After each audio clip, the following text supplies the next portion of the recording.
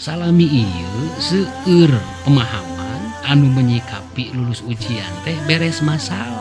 Oh sanes beres masalah cang tangtos lulus tina ujian. Cirina naon lamun nu dijadikeun patokan beres masalah, bulan hareup masalah nu sarua datang deui, eta teh ciri teu lulus. Margi lepat nyimpen patokan gitu, patokan teh sanes tina cicingna hate tapi tina beresna masalah itu. Tak apakeun lulus jeung teu lulus sanes ditangtoskeun ku beres sareng teu beres masalah. Lulus teu lulusna tina ujian ditangtoskeun ku hurung teu hurung amalo sareng lawamah kitu. Ditagih kontrakan, menekan kan hate teh kitu. Apalkeun ciri lulus teu hurung amaroh teu hurung lawamah. Berarti kumaha sikap urang? Nyarita saujratna, teu dikurangan teu dileuwihan.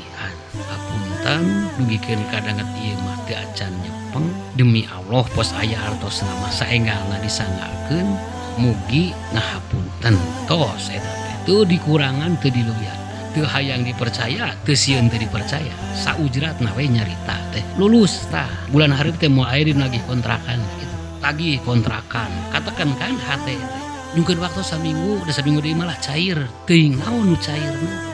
Eueuh nu rek dicaireun barina ge. Tah eta teh ku sakitu ge tos teu lulus. Memang nu boga kontrakan teh ini dicaritakeun saminggu deui cair teh. Ngan bulan hareup kasang hareupan keneh tah ujian eta teh. Naon sababna da maneh teu lulus. Cirina teu lulus naon? Maneh ngajaul kana amaroh teh. Atapi maneh nyecebda kana lawamah. Ciri lawamah naon? Maneh ngabohong. Tah janten pahami dina sanes kanten perkara lulus teu lulus teh patokanna teh sanes beres teu beres.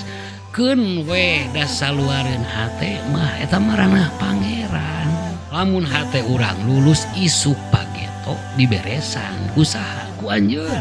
Da saluareun hate mah ranah anjeun. Lamun urang teu lulus isuk pageto didatangkeun deui usaha ku anjeunna sami. Matak ieu kedah kasamikeun soalna mun eta si pangaruh materialis kapitalis teh lumbayan jero gitu dugikeun ka nangtoskeun lulus ujian jadi beres masalah gitu.